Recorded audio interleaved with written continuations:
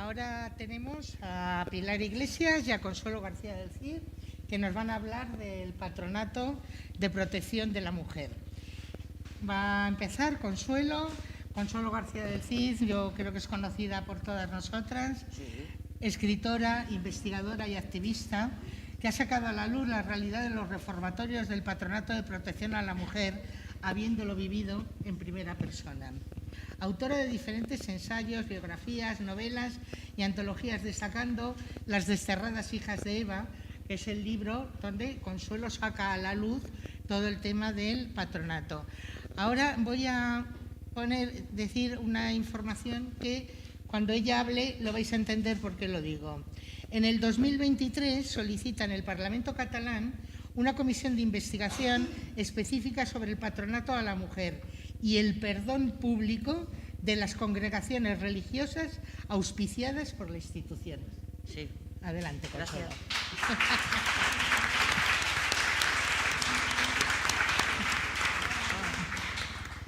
Muchas gracias por estar aquí. Bueno, yo voy a intentar... ¿Cuánto tiempo tengo? 30 minutos. 30 minutos. Me da. Los papeles. Esto está mal. Ahora. El micro es más grande que yo. Bueno, a ver, para poner en situación que no es fácil. El Patronato de Protección a la Mujer fue una institución que dependía del Ministerio de Justicia, que se fundó en 1902, desapareció con la Segunda República, aunque siguieron haciendo exactamente lo mismo, para regresar en el año 41, presidido por Carmen Polo, la mujer del dictador, ¿no? Bueno, el patronato tenía un lema, velar por la mujer caída o en riesgo de caer que desea recuperar su dignidad. ¿Qué era una mujer caída para el patronato? Cualquiera. Ser pobre, estar en un orfanato, que te violara tu padre, pegarte morreo en la última fila de un cine, bailar agarrado, ir por la calle fumando en horario colegial. Cualquier circunstancia que hoy sería absolutamente normal era susceptible de ser captada por este patronato. Es una institución muy poco conocida, pero no porque nadie la quisiera ocultar, esto no es verdad. Era simplemente porque no les importábamos nada, absolutamente nada. Y nadie contaba con que una exinterna lo iba a sacar a la luz, porque lo primero que te inoculaban era el estigma de vergüenza.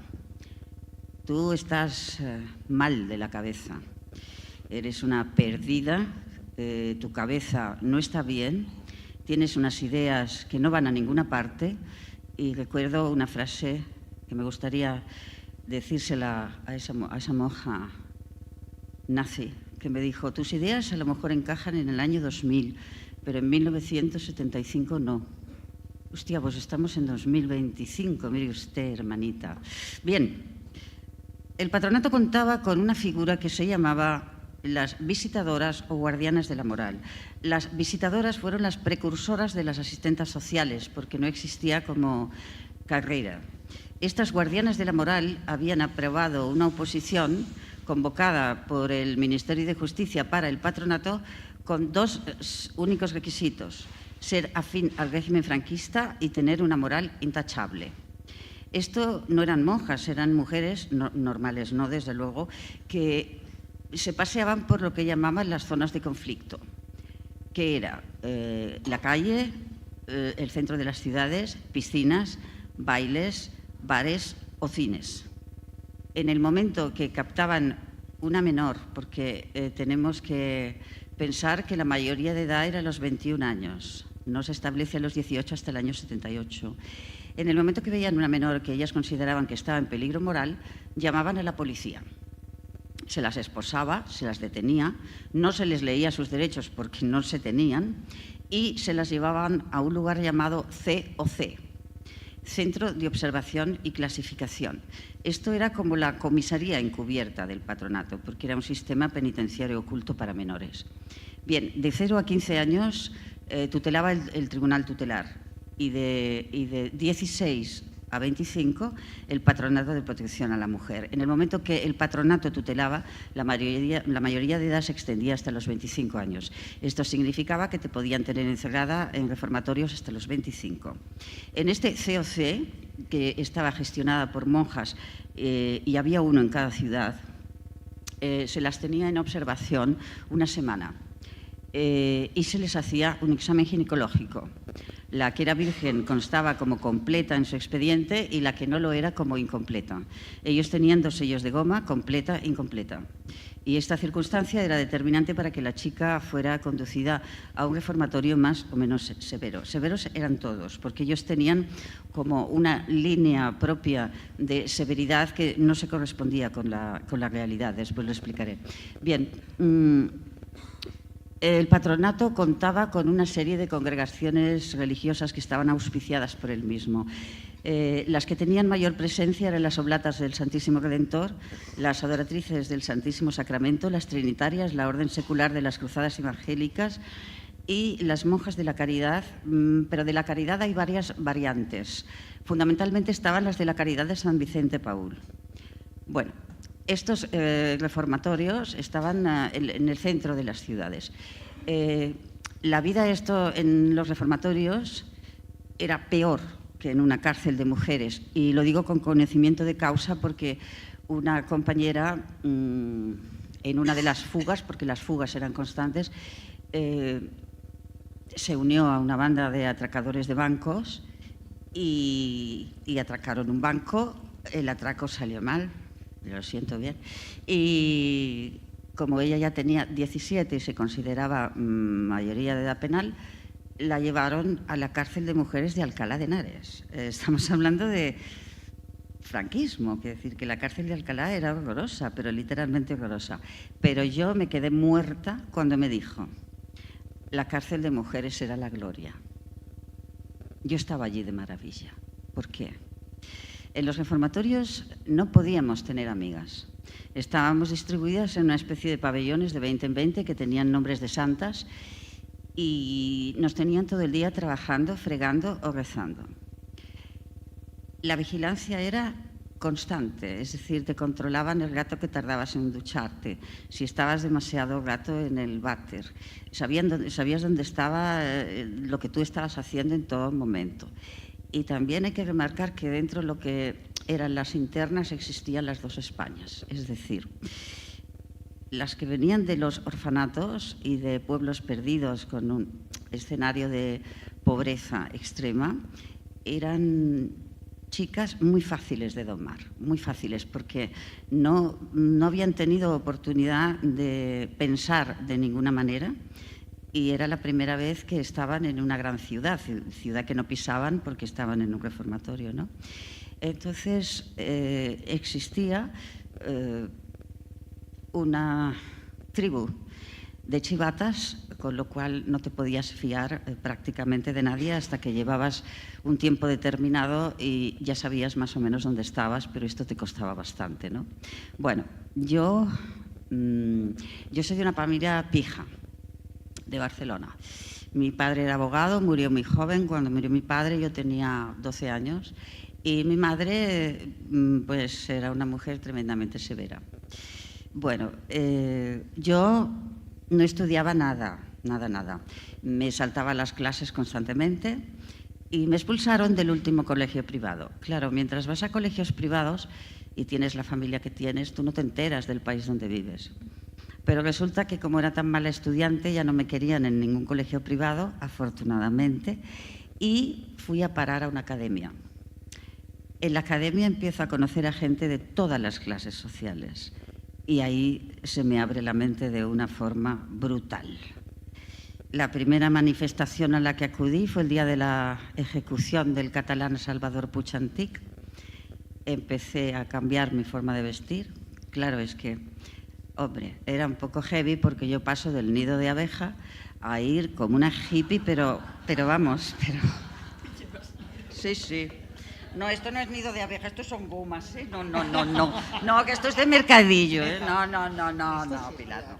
Bueno, entonces, claro, mi forma de vestir era muy... Bueno, para mi familia horrible, pues eso, iba con faldas largas, con pendientes y tal, llegaba a mi casa con folletos de Estrella Roja. Entonces conocí a unos que trabajaban en correos y vivían en un piso y tenían una multicopista, que era manual, así, y sacábamos las octavillas así, Franco Cabrón trabaja de peón, Franco Cabrón trabaja de peón, y entonces cogíamos las octavillas, nos metíamos en un 600 y lo tirábamos por las Ramblas, ¿no? Bueno, sí, yo he hecho esas cosas, sí, las he hecho, bien. Bueno, yo no me di cuenta de nada, porque lo hicieron todo muy bien, porque los fachas lo hacen todo muy bien cuando quieren joderte la vida. Y bueno, pues yo sé que me estuvieron siguiendo mucho tiempo, no me di cuenta. Y de pronto, un día, que era un día laborable, pues yo estaba durmiendo porque era muy temprano, y se abre la puerta de mi habitación y entra mi madre y el médico de cabecera del Opus Dei de toda la vida. Yo, ¿qué pasa? Nada, que te vamos a poner una vacuna contra la gripe. ¿Yo qué? No pude reaccionar. Una vacuna contra la gripe. Y bueno, pues yo no pude reaccionar porque fue muy rápido, me cogieron de los dos brazos y aquí, en el izquierdo, me metieron una intravenosa. No me acuerdo de nada más. Yo me despierto en una habitación que no conozco absolutamente de nada. De nada. La puerta estaba cerrada con llave, me dolía muchísimo la cabeza, tenía la boca seca, la lengua era como papel de lija y alguien me había metido en una cama. Había una cama, un armario y una cruz. Yo estaba muy desorientada, pero no sabía dónde estaba. Primero pensé que a lo mejor me habían metido en un psiquiátrico, porque encajaba bien, pero no sabía qué pensar, la verdad. Entonces, había una pequeña ventana que tenía barrotes carcelarios, y yo abrí la ventana y se veía la calle. Y entonces yo veía que pasaban los coches, y entonces vi que la matrícula de los coches toda era MMMM. Digo, ok, me han traído a Madrid.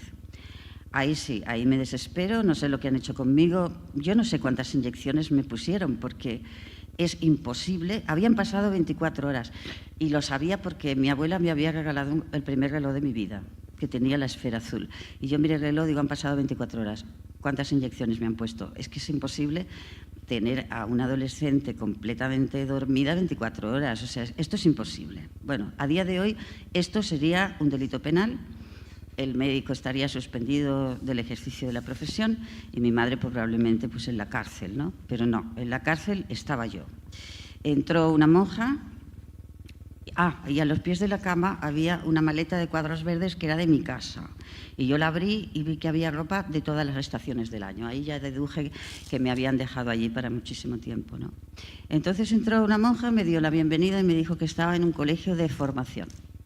Digo, ¿cómo que colegio de formación? ¿Qué es esto de colegio de formación? En todos los colegios se forma. Y me vuelve a repetir, esto es un colegio de formación. Digo, esto no será un reformatorio. Dice, aquí esta palabra no se pronuncia. Digo, ya está. Entonces, bueno, pues igual que cuando eres pequeña te dicen, como te portes mal, viene el hombre del saco. Cuando eres adolescente te dices, tú sigue así, te voy a meter en un correccional. Bueno, conmigo lo ejecutan, lo hacen, ¿no? Bien. La monja cogió la maleta y atravesamos un pasillo larguísimo que había una fila de chicas que no se acababa nunca, con una bata de rayas verdes que después llevaría yo, y cuando vi los caretos de las chicas ya supe que estaba en un correccional porque tenían más ojeras de ojo que ojos y una mirada de desesperanza total. Me habían metido en el reformatorio de las monjas adoratrices de la calle Padre Damián 52. Bueno, ahí nos tenían todo el día rezando, limpiando de forma obsesiva, con un lavado de cerebro religioso extremo, controladas, pero a décima de segundo, de todo lo que hacías. Amigas no se podían tener, estaba prohibido, tú no podías manifestar la más mínima simpatía o inclinación afectiva hacia otra interna.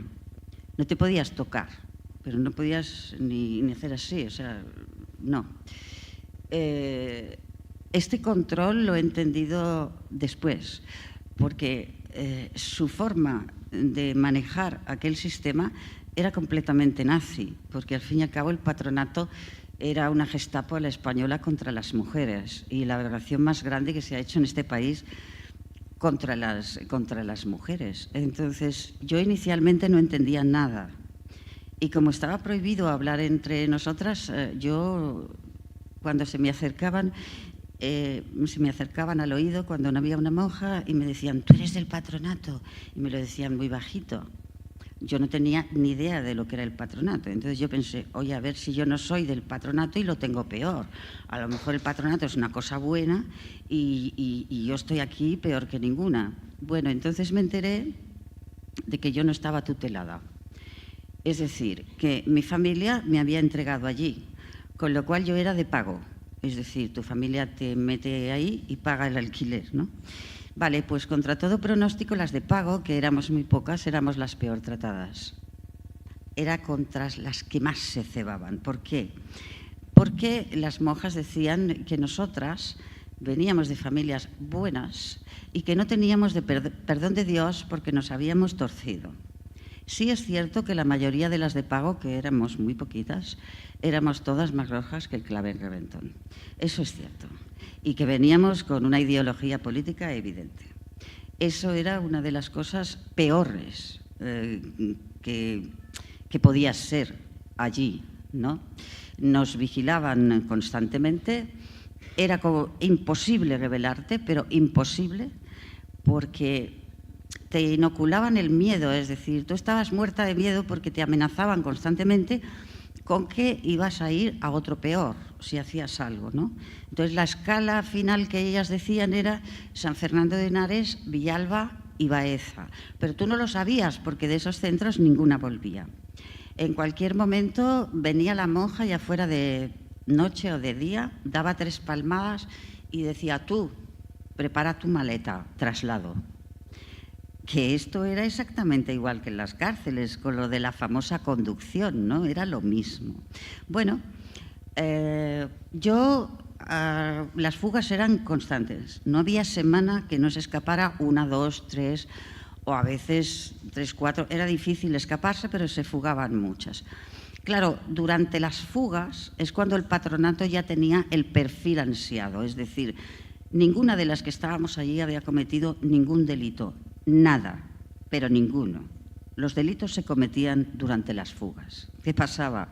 Pues que se fugaban, no tenían a dónde ir y claro, pues robaban para comer, si te pillaban ya estabas, o algunas sí, que es posible que no es posible, no, sí, que para dormir bajo techo aceptaran acostarse con el tipo. O sea, era una cuestión de supervivencia absoluta. Normalmente las acababan pillando a todas porque la policía sabía perfectamente lo que era el patronato y la mayoría no teníamos carnet de identidad. De hecho, el primer carnet de identidad que yo he tenido está expedido en Madrid porque nos llevaron en manada a hacérnoslos a todas, ¿no?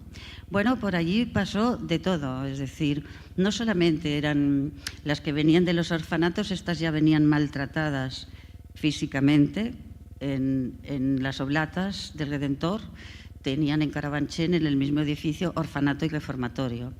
Y era como, ya has cumplido los 16, vas al reformatorio, ¿no? A las niñas de los orfanatos las ponían ortigas en la vulva, las que se hacían pis en la cama. Las hacían hacer hasta 150 cruces con la lengua en el suelo, las pegaban palizas, bofetadas. Venían con tal maltrato físico que estaban completamente domadas. Y de hecho agradecían que allí no se nos pegaba. Es cierto que no nos pegaban porque a mi hijo nunca me pusieron la mano encima y tampoco vi que lo hicieran a nadie, pero era el maltrato psicológico más civilino que yo he visto en la vida. Las autolesiones eran algo habitual. La desesperación, cuando tú te veías allí dentro, llegaba a unos límites que tú te perdías mentalmente. Es decir, lo primero que pensabas es ¿cómo me puedo suicidar? Yo después he entendido esos tatuajes de los presos, libertad o muerte, porque es verdad. Entonces yo lo primero que pensé fue en suicidarme, es decir, yo aquí no voy a aguantar y aquí me van a dejar para mucho tiempo y yo esto no lo voy a aguantar. Entonces yo intenté tirarme por una terraza, que era una terraza que estaba en obras y no tenía barandilla. Tenía un pequeño trampolín de madera donde trabajaban los obreros y bueno, pues yo empecé a caminar por el trampolín, estaba dudando y de pronto sentí que me cogían por la cintura, me tiraron hacia atrás y era otra interna. Y recuerdo que acabamos las dos en el suelo y me dijo, no les debemos el placer de que tengan ninguna otra muerta, por esto no te mates. ¿Hubo suicidios? Sí, varios. El patronato no tiene muertas en las cunetas. Nadie vino a pegarnos un tiro en la nuca. Tiene suicidas que se justificaron como intentos de fuga. Nadie se intenta fugar de un reformatorio desde un 5º piso en bragas y sujetador, pero el patronato lo justificaba absolutamente todo. Entonces, tú te veías inmersa en un sistema penitenciario oculto en el que no podías defenderte absolutamente de nada y sufrías tanto que no podías ni llorar, porque a las nuevas, cuando llegábamos, se nos concedía una especie de licencia de llanto, es decir, podíamos llorar 2, 3 días. Pero como te pasaras del cuarto y llegaras a la semana, te decían, sigue así y te vas a Cienpozuelos. Digo, ¿y eso de Cienpozuelos qué es? Y me dicen, el psiquiátrico. ¿Lo qué? ¿Y me van a llevar ahí por llorar? Sí. Digo, bueno, pues igual en un psiquiátrico se está mejor. Dice, no, porque ahí te van a freír electroshocks. Vale. Yo me veía tan sumamente cercada por todo aquel sistema y con tal desesperación que cuando veía que las nuevas se autolesionaban cortándose las venas y les daban unos puntos y les decían, déjate de tonterías, pero tapaban la autolesión con el puño de la bata, no se veía la cicatriz. Y yo pensé, bueno, pues os vais a enterar de quién soy yo.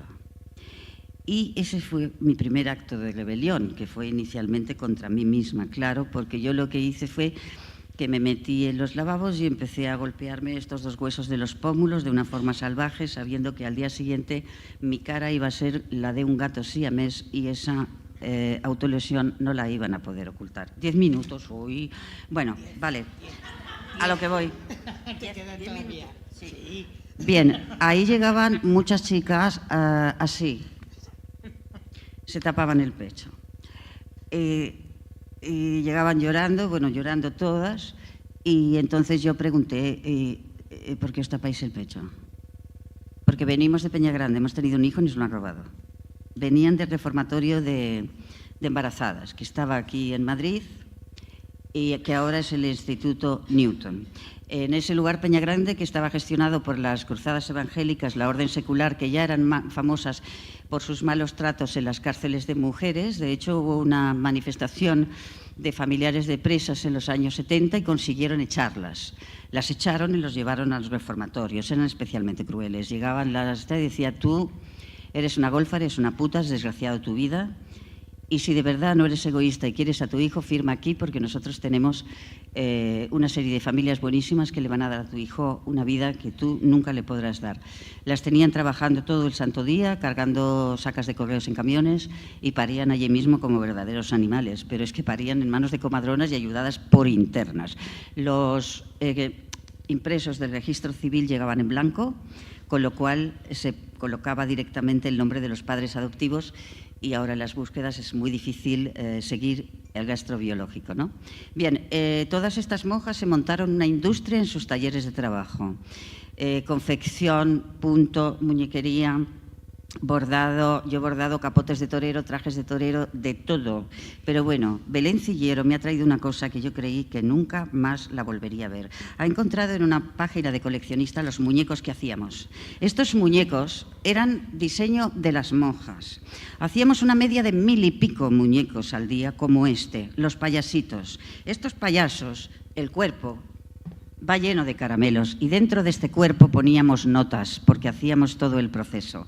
Los metíamos en cajas y se vendían a las pastelerías de toda España. Y aquí dentro poníamos notas. Sáqueme de aquí. Estoy presa. Adoratrices de Padre Damián 52. Notas como esa, muchísimas. Y nadie vino nunca a decir nada. Yo siempre me he preguntado qué pensaría la persona que comprara este muñeco de marras, que además pretenden justificar el trabajo esclavo, estos trabajos forzados nuestros, como que nos estaban enseñando un oficio. Mira, ¿oficio de qué? Esto se hacía en cadena. En cadena. Una hacía solo las patas, otra la rellenaba de guata, esto se cosía así. Luego había un tío que vivía como en una habitación extrañísima, era un hombre rarísimo, que pintaba las sonrisas, pero él no se reía nunca. Era una cosa muy rara aquel hombre. Bueno, y el hombre pintaba también los ojos y tal. ¿Qué oficio es este? Esto no es un oficio, este era un negocio como una catedral y gracias a los talleres de trabajo de tenernos explotadas durante 50 años tienen los macrosconventos que tienen y una jubilación de lujo que por supuesto nosotras no tenemos. Pero ya me he pasado de los 10 y me podía extender más. Gracias. ¿Qué le quedan? Ah, no, me quedan 5. Cuéntalo del perdón de la Iglesia, por favor. Cuéntalo del perdón de la Iglesia. Ahora. Lo del perdón. No te puedes olvidar. Vale. Eso, me falta esto, que, bueno, yo me escapé en el año 76, tuve varios traslados, hice una huelga de hambre por escaparme de verdad, me escapé en el 76 y me llevaron al Buen Pastor de Barcelona. Ya había ganado algo porque estaba en mi ciudad, ¿no? En el Buen Pastor me encontré con que lo que decían que era lo mejor, pues para lo peor, pues para mí, pues no. Pues fue lo mejor. La verdad es que el Buen Pastor era talego total, talego. Yo cuando vi la película esa, Tacones Lejanos, el baile ese de Vivi Anderson en la cárcel, eso era el Buen Pastor, ¿no? Sí, allí sí que había delincuentes, estaban las fugadas de toda España, era una cosa maravillosa. O sea, yo he tenido compañeras kinkis, pero maravillosas, que me han enseñado un montón de cosas, sobre todo las gitanas que me enseñaron caló. Bueno, una maravilla. Que el sitio era, sí, un talego horrible y tal, pero se respetaban ciertos derechos, podíamos fumar 5 cigarros al día, la comida era bastante buena, podías hablar con quien te daba la gana. Yo creo que es que ya nos daban por prioridad total, porque yo he visto ahí hasta motines, otra que enseñaba cómo hacer el puente de un coche, otras que venían las bailarinas del bimbo y te enseñaban a bailar el bimbo. En Madrid llegaron varias bailarinas de un programa de televisión. O sea, tú cuando veías que entraban nuevas 5 y muy altas, bailarinas seguro, actrices también, porque claro, si eras actriz eras puta, si eres bailarina eras puta, si eras roja eras puta, si eras huérfana ibas a serlo y te vamos a enseñar aquí lo que tienes que ser. Bueno, a lo que voy, cuando yo salgo es cuando me despido de mis compañeras y les digo que aunque pasen 40 años yo seré escritora y el país entero se va a enterar de lo que nos han hecho. Empiezo a hacerlo 36 años después con Las destacadas hijas de Eva.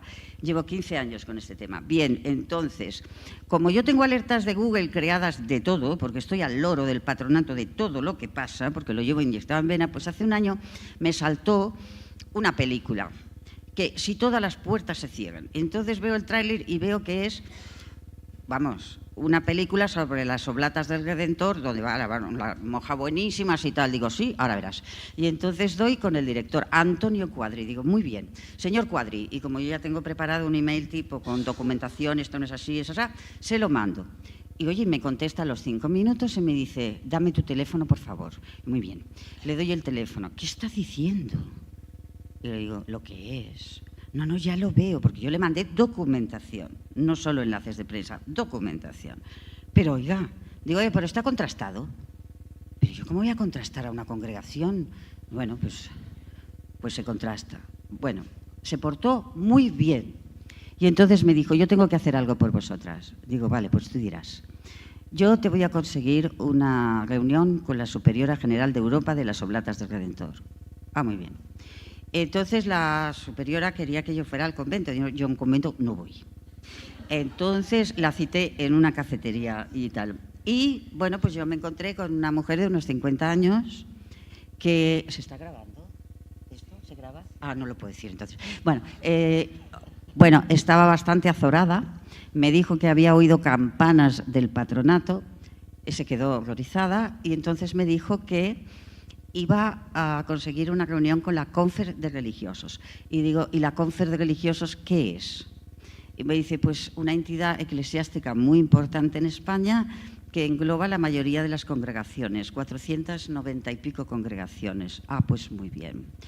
Y bueno, pues fuimos 4 supervivientes, luego varias cooperantes de la Asociación de Destacadas Hijas de Eva y ahí lo soltamos todo. Vale. Es cierto que ellos no lo sabían, es verdad que no lo sabían, sí que se quedaron horrorizados y entonces dijeron que iban a investigar durante un año, cosa que hicieron. Investigaron durante un año, comprobaron que absolutamente todo lo que decíamos era cierto, porque hablaron con monjas ancianas y entonces nos van a pedir perdón públicamente el 9 de junio, aquí en Madrid, perdón de la Iglesia. Es que lo van a ver y no me atrevo,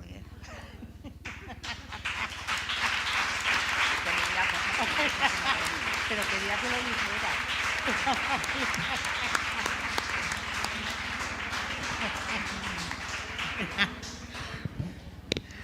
Bueno, muchísimas gracias, Consuelo. La verdad es que no tengo mucho más que añadir en tus intervenciones. Porque... Yo creo que he hecho 5.000 de eso. Así que paso a presentar a Pilar. Pilar Iglesias es educadora feminista, investigadora independiente, autora del libro Políticas de represión y punición de las mujeres, las lavanderías de la Magdalena de Irlanda y el Patronato de Protección a la Mujer de España.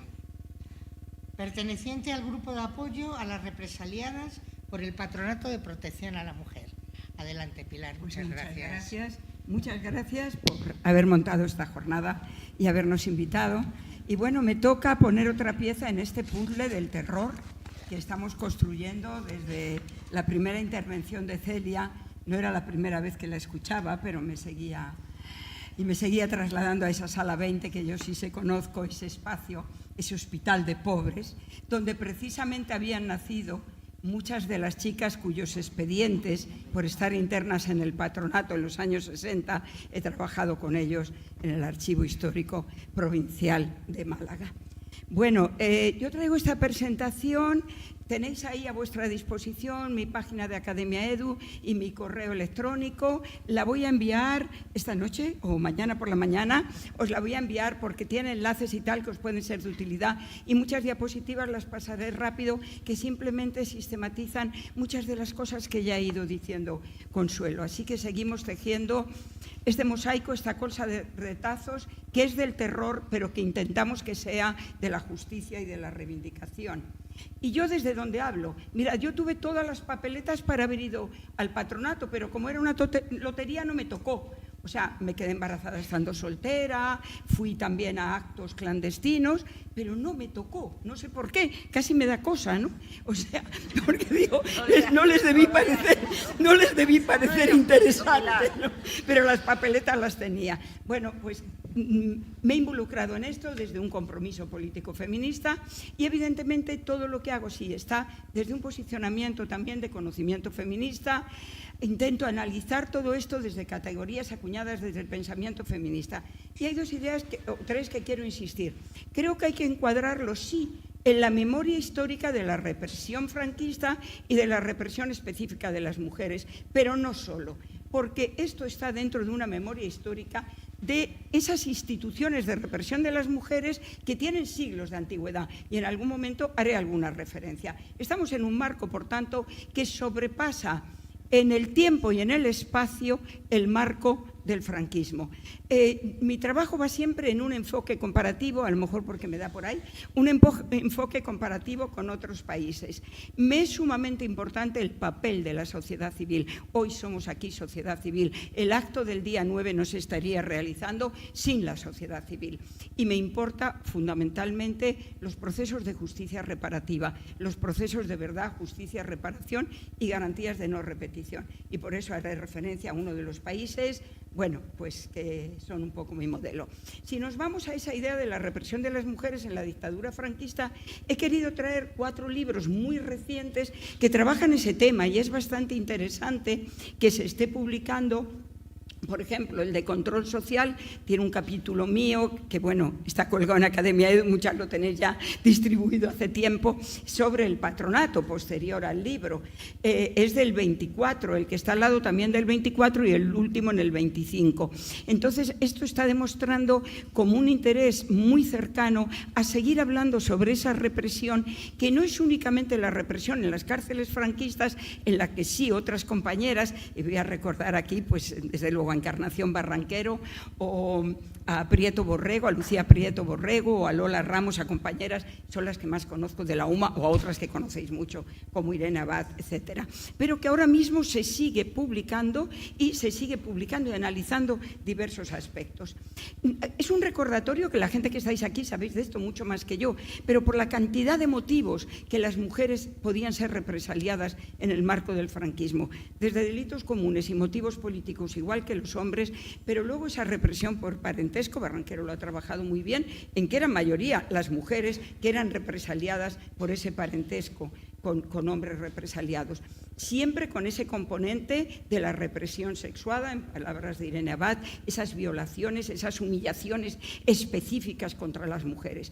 Pero además las mujeres sufrían esa represión de la vida cotidiana, esa figura que algunas autoras llegan a decir, esa figura de la mujer de preso, que no solamente tenía que esforzarse para llevar algo a su compañero, sino para sacar adelante a lo mejor a su familia, a sus criaturas, ¿no? Las mujeres que se veían abocadas al extraperlo, a veces a la prostitución, para salir adelante de la miseria y encima viviendo con el juicio social y el estigma social, porque sobre ellas caía como una doble represión por la transgresión política y de género. Encima había unos delitos, pecados específicos de las mujeres. Recordamos que el adulterio no existía para los señores, era el amancebamiento, el adulterio era un problema a las señoras.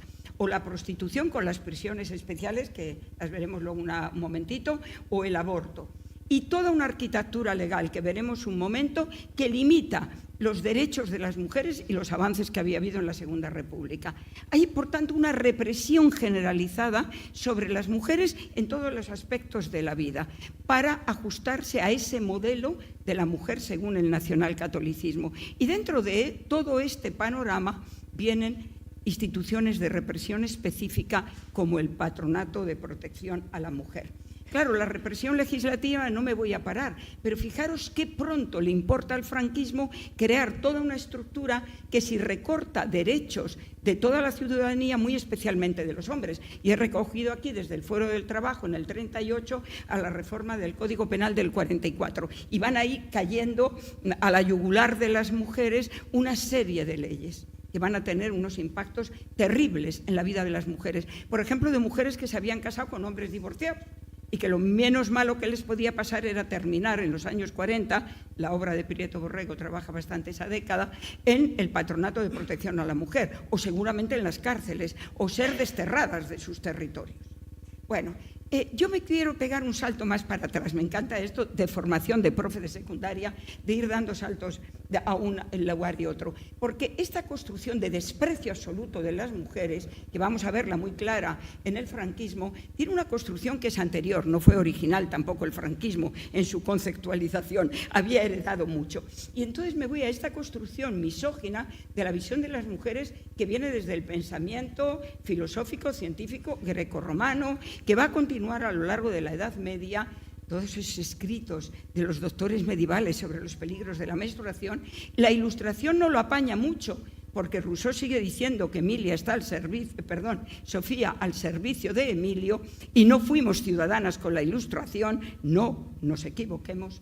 Y después nos metemos en un terreno todavía más perverso al que ha hecho bastante referencia también Celia. Y es ese terreno del discurso científico médico desde finales del 18, todo el 19, algunas décadas del 20. No sabemos si hasta ahora, que alguna vez me has corregido, Ana, y probablemente sea hasta ahora, que también trabajado tiene, por ejemplo, Dow en sus publicaciones, en que desde la ciencia, desde la medicina, desde la antropología, la neurología, la psiquiatría, se nos pone verdes. Se dice de nosotras más o menos que no somos ni humanas, inferiores física y mentalmente a los valores, por ejemplo, en la escala evolutiva, similares a niños, aquí hay que poner muchas comillas a todo, débiles mentales, salvajes, siempre enfermas, histéricas, locas, dominadas por los órganos reproductores y los procesos fisiológicos, sí se justificarán, como decía Celia, operaciones, y no en alejados países de África,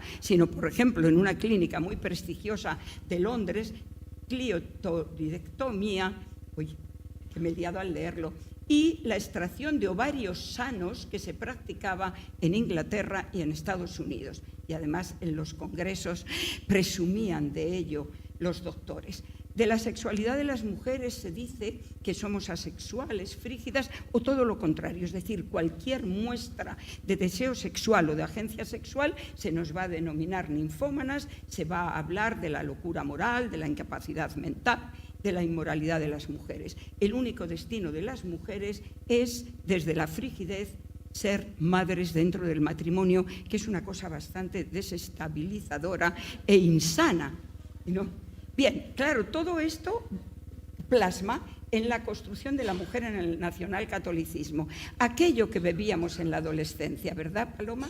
Bien, pues la mujer según ese nacionalcatolicismo, heredando todo esto, es una mujer dependiente siempre de una figura de varón, padre, esposo, sacerdote, médico, limitada al ámbito privado con un único patrimonio, que es mantener esa virginidad que luego iban a examinar en los COPs, en los centros de observación y clasificación, con una sexualidad no para su propio disfrute ni desarrollo personal, sino al servicio del hombre dentro del matrimonio y de la reproducción.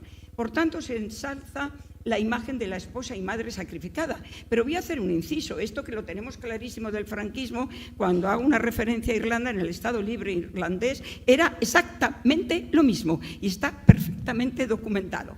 Y además creo que se ha escrito todavía más en Irlanda que aquí, con lo cual la cosa se pone complicada. Claro, todo esto sirve a un concepto de familia muy tradicional, porque la madre no solamente, la mujer no tiene solamente que procrear criaturas, porque había que aumentar, había que solucionar el problema demográfico, sino que además los tiene que educar para ser perfectos ciudadanos y ciudadanas del régimen. Y cumplir ese fin del matrimonio, que fijaros que la palabra matrimonio y patrimonio están muy unidas en castellano, y uno de los fines del matrimonio es la procreación y la transmisión de la herencia, que creo que tiene que ver solo mucho con el robo de bebés, para mantener la patria. Y evidentemente en ese marco hay una absoluta estigmatización de las madres solteras y de sus criaturas. Claro, fundamentos conceptuales, los tradicionales de la Iglesia, se volvía a la lectura de la perfecta casada, todo ese discurso científico, médico, misógino. Y en España, pues volvemos, como mencionaba Celia, a Vallejo Nájera y sus ilustres alumnos, Eduardo Martínez y Francisco Chalecu. Voy a hacer una referencia a la cárcel de mujeres de Málaga, fue de las más terribles. Era una de esas cárceles que Victoria Kent había decidido cerrar por las malas condiciones que tenía.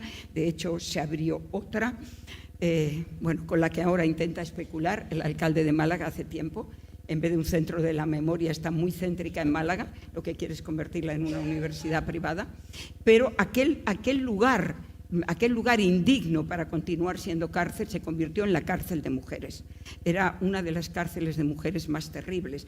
Hay que recordar esa toma de Málaga a primeros de febrero del 37, con el terrible genocidio de la desbandada, de la huida de Málaga a Almería, que queda invisibilizada por la matanza de Guernica, aunque murió mucha más población civil en ese proceso de la huida. Bueno, pues en esa cárcel terrible a mujeres condenadas a muerte se aplican esas encuestas para justificar las ideas de Vallejo Nájera sobre el gen marxista. Esa idea del gen marxista, que se cura quitando a las criaturas de sus madres, se les lleva con buenas familias católicas y franquistas y se les cura el gen marxista, esto va a justificar el fusilamiento de las mujeres o la llevada a la cárcel o a centros como el Patronato. Todo este marco evidentemente divide a las mujeres en buenas y malas, y fijaros, recojo aquí algunas de estas palabras terribles que se leen en los expedientes o que Consuelo sabe muy bien, dirigían de una manera totalmente indigna a las internas. Desviadas, inadaptadas, lo usan mucho en las propias memorias y en los expedientes. Marginadas, descarriadas, caídas. Claro, ¿en comparación con qué? Términos similares se usaban, por ejemplo, en Irlanda. Pues evidentemente desviadas de estos modelos que se basan en toda la conceptualización de la que he mencionado antes, y no me vuelvo a parar. Intento ir deprisita para recorrer todo. Bien, sí, traía este modelo porque, creyentes o no, es un cuadro además muy mono y habremos visto muchas anunciaciones, y creo que es uno de los terribles modelos que culturalmente llevamos de lo que no es consentimiento. Bien, pues, ¿quién se encargaba de realizar el adoctrinamiento de las mujeres en ese marco franquista? Y he hablado de una represión simbólica porque estaba pasada también a través de todo un simbólico. La educación, la cultura, el control social y familiar. Evidentemente sabemos muy bien que esa misión la tenía la Iglesia Católica y la sección femenina. Sobre eso no hay duda y sobre eso se ha escrito muchísimo. Vale, que tenemos aquellas materias de hogar, espíritu nacional, más las colonias, los cursos, la acción católica. Luego llegó aquella acción católica un poco roja del final del franquismo, por donde algunas yo misma también transité.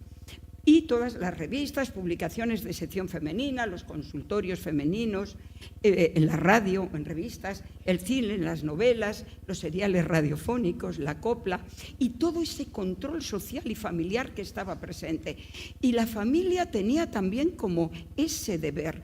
Y cuando se crean estos sistemas de represión es muy perverso, porque se crean cadenas de represión. Por ejemplo, la familia que tenía una hija embarazada, ¿qué hacía la familia que tenía una hija soltera, por ejemplo, en los primeros 50? Yo he nacido muy cerca de aquí, en Lavapiés, como Gloria Fuertes. ¿Qué hacía esa familia? No era nada fácil. Cuando se crean esas cadenas de opresión, gran parte de la población es víctima de ellas. Bueno, pues llegamos en todo esto al patronato, una gran joya de la corona, ¿verdad? Esta foto la hice yo en el Carmen de Burgos Centro de Estudios Feministas de la ciudad de Baeza, dependiente del Instituto Andaluz de las Mujeres, cuando no sabía lo que había sido, cuando estaba participando ahí en jornadas de formación feminista como representante del Consejo Andaluz de Participación de las Mujeres hace unos años. No, en ese momento no, todavía yo creo que no estaba ni publicado tu primer libro. Me parece que esto era en el 11, me parece que esto era en 2011, pero tengo la foto. Bien, este es uno de los lugares que tenemos que ponerle placa o hacer algo con él. Lo malo es que está un poquito lejos. Bien, este fue ese centro terrible de Nuestra Señora del Alcázar, primero llevado por las terciarias capuchinas y después por las monjas de María y Anúa Coeli. Yo me he hecho como un cursillo en órdenes religiosas, me imagino como tú, porque no tenía ni idea. Ahora os lanzo una colección de nombres. Bueno, las de María y Anúa Coeli siguen teniendo las mismas verjas, las podéis visitar en Villalba Collado. Ahora es un centro concertado, es decir, un centro privado con dinero público.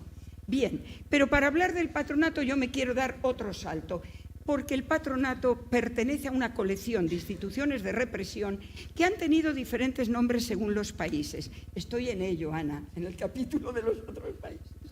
Entonces los podemos encontrar con los nombres así, los refugios, recogimientos, beaterios de Santa María Egipciaca en el siglo XVI, Casa de Arrepentidas, etc. Mirar un poquito las fotos, correré.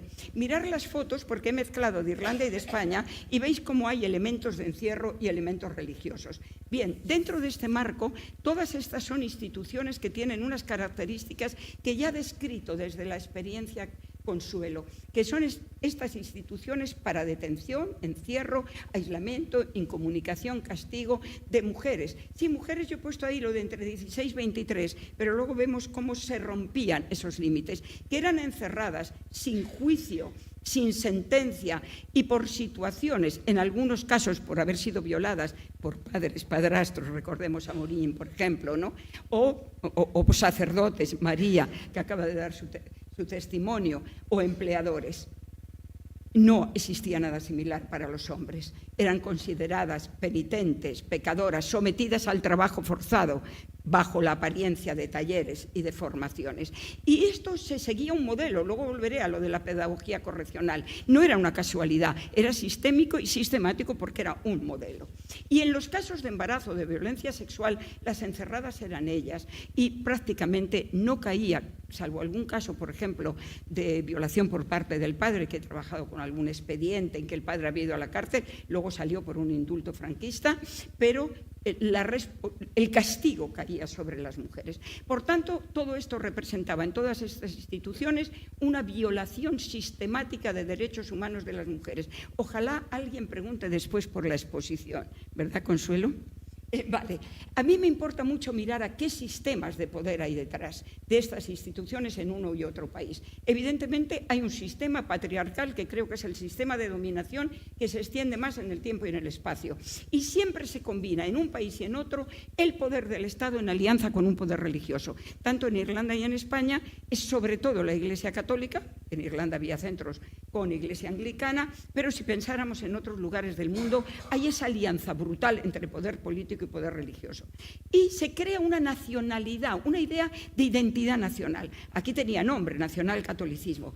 Bueno, acabo de participar precisamente en un congreso en la Universidad de Huelva la semana pasada que todo giraba en torno a la idea de la construcción de la identidad nacional.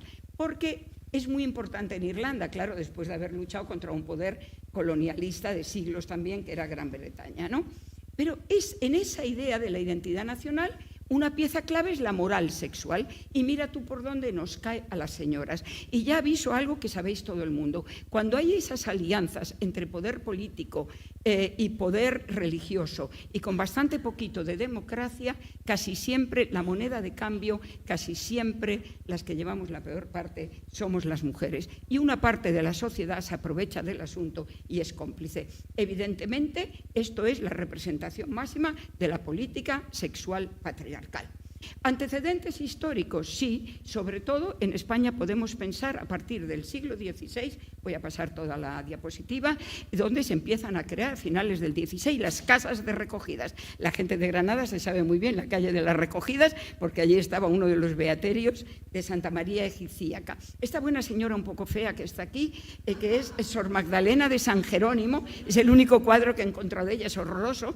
Bueno, no solamente fue la fundadora de la casa de recogidas de Valladolid con ayuda de los jesuitas, que se consideró modélica, sino que inventó las galeras, las cárceles de mujeres, ya veis, para el control de las que fueran insumisas, etcétera, y lo acuñó también en un panfleto que envió al rey. Todo esto está conceptualizado. Bien, bueno, a lo largo de la historia vamos encontrando las casas de expósitos, las inclusas, que no existirían si no hubiera la sanción, por ejemplo, sobre las madres solteras. No me paro más, Consuelo ha mencionado el Real Patronato, y llegamos por ahí al Patronato de 1941. Pero antes voy a mirar un poquito, porque en el mundo anglosajón tenemos también a finales del 18, no hay órdenes religiosas, estamos en el mundo anglicano, que había formado otro dictador también, Enrique VIII, y asesino. Aquí nos vamos de uno a otro, no nos salvamos, pero se empiezan a crear unos centros pequeños creados por gente filantrópica. Estos centros luego se convertirán en la mitad del 19 en los gigantescos y terribles conventos, lavanderías de la Magdalena, y después, a partir de los años 20, también las casas de madres y bebés. Espero no ahogarme. Bien, Irlanda es el paradigma. ¿Por qué nos importa tanto? Y en este momento de especial importancia para la incidencia política, Irlanda nos importa muchísimo. Irlanda es el paradigma del abuso institucional, pero es también el paradigma de la acción de la sociedad civil. Insisto en esto, porque el Estado, cuando ha racionado, ha sido por la acción de la sociedad civil. En Irlanda estaban las lavanderías de la Magdalena, por ejemplo, aquí tenéis Limerick, que ahora mismo es centro de la universidad, o las casas de madres y bebés, la terrible Casa de Madres y Bebés de Tuam, 791 enterramientos. Después, en el coloquio, si queréis, comentamos. Fijaros en ese edificio y en este cartel. Quien no haya visto esta película, Las Hermanas de la Magdalena, hacerlo cuanto antes. Y este edificio, algo que tenemos que también reivindicar en España, ha luchado mucho la sociedad civil. La última lavandería de la Magdalena, cerrada en 1996, en el centro de Dublín, la de Sean McDermott Street, se ha logrado por fin que sea un centro de la memoria, un centro de documentación. Ya están haciéndose obras dentro y se abrirá en 1 o 2 años. Bueno, tenemos datos, no me voy a detener, pero podemos ver con mucha exactitud las órdenes religiosas que fueron, que además allí las lavanderías de las Magdalenas fueron 4, nada más. El número de mujeres, no el que daba el informe oficial que decía 10.000, sino los informes posteriores que lo centran en torno a 30.000, y después otras 2 lavanderías más, etcétera, etcétera. De todo esto tengo un montón de información a disposición de quien tenga interés en ello. En Irlanda del Norte también hubo 3 dirigidas por las religiosas del Buen Pastor, que están extendidas por todo el mundo, y otra por la Salvation Army, protestante. También hubo estas maternidades donde el tratamiento de mujeres y niños fue absolutamente terrible. Este documental, hecho por una española, Teresa Lavina, que vive en la zona de Galway, está en Filmin, también os lo recomiendo encarecidamente. Y tenemos también datos de número de mujeres, un número bestial, porque no son todas, y el informe sobre las casas de madres y bebés habla de 56.000 mujeres, 57.000 niñas y niños, también se han hecho informes. ¿Por qué sabemos todo esto? Porque gracias a la acción de la sociedad civil hay informes oficiales, aquí tenéis los enlaces, hay informes sobre Irlanda del Norte, y sobre todo por toda esa acción de la sociedad civil. También os recomiendo muchísimo la página, yo sé sé que hay gente que va haciendo fotos y no le da tiempo, pero a mí tampoco me da tiempo a recorrer todo, pero que es que os la mando a quien queráis, y además si entráis en Academia Edu tengo colgadas un montón. O sea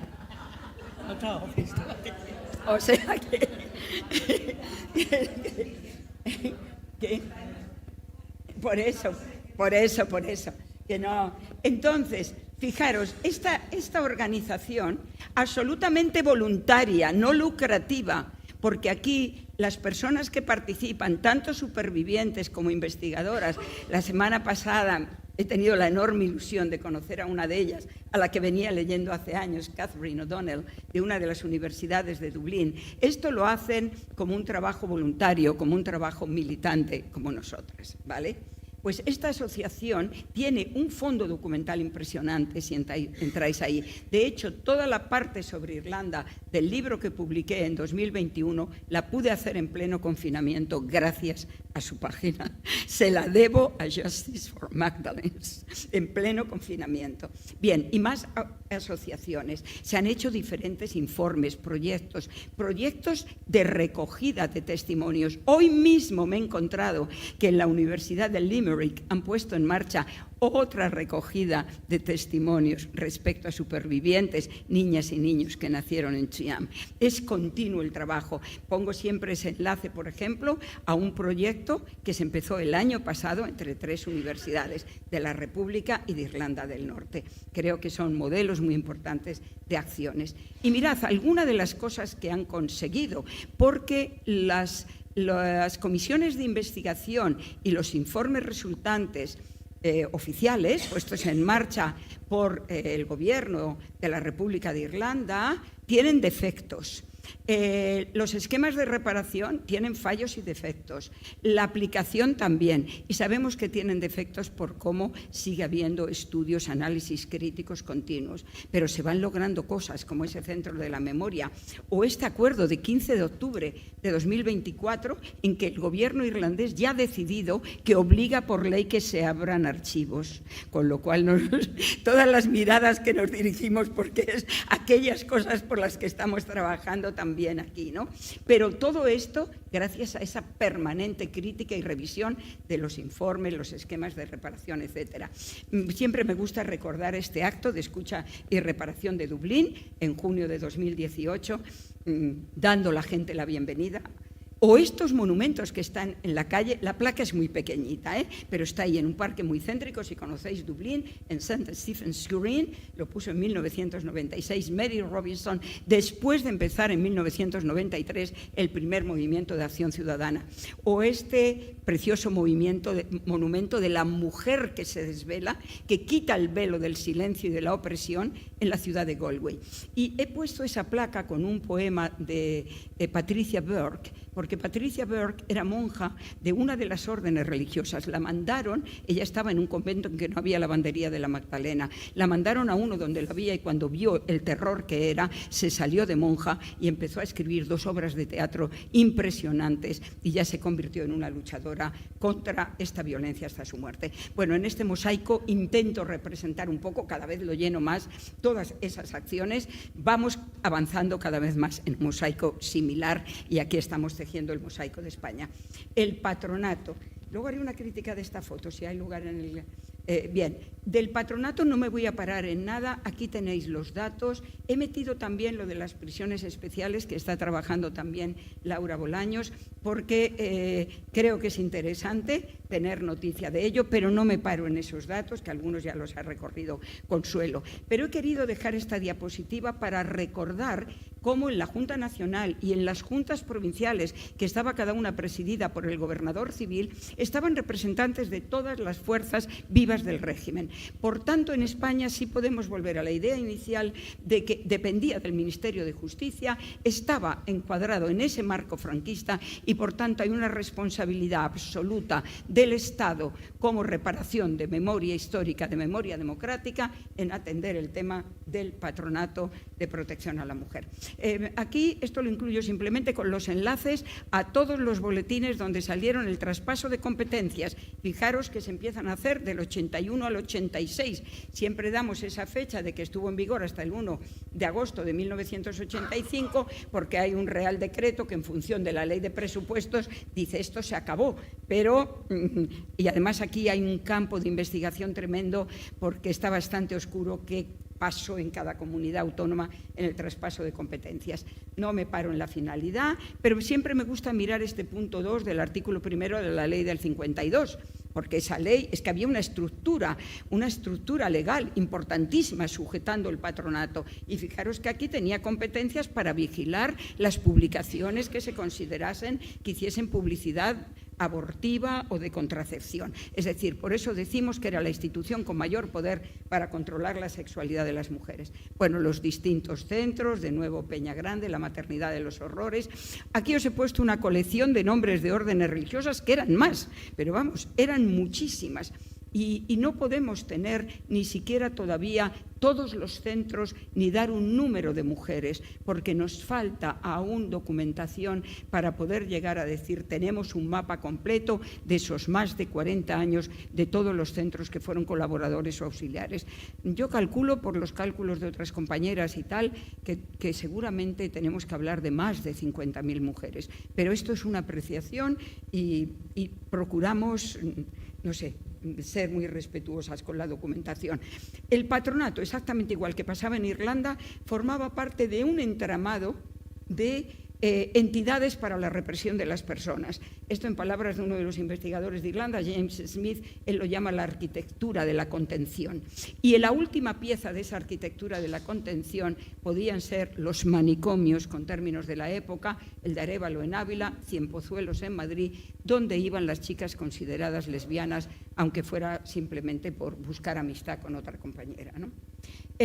Lo que se aplicaba, ese modelo del silencio, del trabajo forzado, de la religión impuesta, era un modelo de pedagogía correccional. Fijaros que ya a finales del siglo XIX se habían publicado libros sobre este tema de pedagogía correccional, y una de las cabezas pensantes es la fundadora de, nuevamente tenemos, las religiosas del Buen Pastor, Eufrasia Pelletier, francesa. Y aquí os traigo un documento del patronato de 1945 de pedagogía correccional. Bueno, en cada comunidad autónoma suelo poner los centros, esto está sacado de la memoria del 70, que los tiene muy bien, estos serían los de Madrid, si alguien tiene interés lo que pone en la memoria de 1970. Madrid tenía un montón de centros, claro. No voy a pararme aquí tampoco. Recordar también estos enlaces para ese tema de la estigmatización de las madres solteras, exactamente como se daba en Irlanda. Recordar, como ha dicho Consuelo, las estrategias de resistencia de las internas, y dentro de todas esas muchachas que perdieron la vida, que se suicidaron, como forma última de resistencia en el patronato, mencionar a Inmaculada Valderrama, que quizás con su muerte en 1983, ya en democracia, en San Fernando de Henares, puede que de alguna manera contribuyera a la aceleración. Por cierto, era de Málaga. Y las consecuencias de todo esto, pues sí, trauma, estigma social, secuestros de bebés, adopciones forzadas, consecuencias para las familias. Cuando digo las familias, no solamente pienso en niñas y niños. Tenemos ahora el caso de una compañera en la red de investigadoras, abogada, viuda de una mujer víctima, bueno, pues del patronato, ¿no? Y bueno, yo creo que siempre decimos de víctimas, no, supervivientes, luchadoras, defensoras de derechos humanos, como puede ser el caso de Consuelo, de Pilar Dasí, de Mariona Roca, de María Forns y muchas más. Pero las empresas beneficiadas, ¿dónde están? Porque hubo empresas, por ejemplo, el Corte Inglés, para las que trabajaban haciendo esos talleres en los que no se aprendía nada. ¿Y qué pasa? ¿Qué consecuencias ha tenido para las órdenes religiosas? Ninguna ha cerrado, todas siguen funcionando, algunas, por ejemplo, las adoratrices de Málaga, exactamente en el mismo espacio. Muchas de ellas tienen centros de enseñanza concertada, y algunas de ellas, como las religiosas o las oblatas o las del servicio doméstico, siguen realizando las mismas funciones a través de ONGs y de sistemas de subvenciones, siguen atendiendo personas que el sistema coloca en especial situación de vulnerabilidad, mujeres migrantes, menores, mujeres en situación de prostitución, etcétera, etcétera. Y algunas, como veis aquí, han recibido premios y condecoraciones. Parece que las consecuencias han sido diferentes para cada parte. Bueno, a mí me importa muchísimo este tema. ¿Qué respuesta de la sociedad civil estamos aquí? Yo cuando empecé a partir del 21 a hablar de esto, decía, hay pocos estudios. Ahora pongo cada vez más numerosos estudios porque estos 3 últimos años estamos currando un montón, se están publicando muchísimas cosas, se están apareciendo ya muchísimos artículos, vídeos, etcétera, en prensa generalista, en medios de comunicación. Entonces el panorama ha cambiado tremendamente. Y aquí pongo una referencia también, pues algunas de las acciones, iniciativas, etcétera. Avanzando un poquito en nuestro mosaico, falta mucho, pero lo vamos llenando. Y centrándome en estas acciones de ahora mismo, gracias a esas acciones ante la CONFER, que ha explicado Consuelo, acciones ante la ministra de Igualdad, acciones ante la directora general de Atención a las Víctimas y Memoria Democrática y el secretario de Estado. En la diapositiva anterior hacía una referencia, me parece, sí, porque se enviaron escritos con fecha de 15 de mayo de 2024. Han tardado bastante en respondernos, tanto la directora general de Atención a las Víctimas y Memoria Democrática como el secretario de Estado. Bueno, el secretario de Estado aún no nos ha respondido. La directora general sí. Y la buena noticia es que ya hemos tenido un pequeñito grupo, 2 reuniones con ella, trabajando en el proceso de incidencia política. Y destaco esto especialmente porque me parece que cada pequeño paso en la incidencia política es sumamente importante y que tendremos que irlos hasta haciendo una agenda de cada uno de los pasos, incluido este acto del día 9, como lo han hecho en Irlanda y tienen publicado un libro, para que no se nos olvide y sigamos creando genealogía de justicias. Bien, y ya, ya termino. Vale, aquí un poco 3 cosas en las que no me paro, las dejo un momento que las podáis ver, porque creo que lo que estamos pidiendo es un proceso completo de verdad, justicia, reparación y garantías de no repetición. No empezar por la reparación, por un acto de reparación. Bienvenido sea el de la CONFER, bienvenido sea si monta uno el gobierno, pero no se nos olvida que lo que estamos exigiendo primero es la verdad y la justicia. Y la verdad, evidentemente, es una verdad de justicia epistémica, de escucha a las represaliadas, de apertura absolutamente de todos los archivos, con una justicia, con el establecimiento de acciones, de mecanismos que faciliten la difusión, de mecanismos que faciliten el acceso de las supervivientes a los recursos de reparación.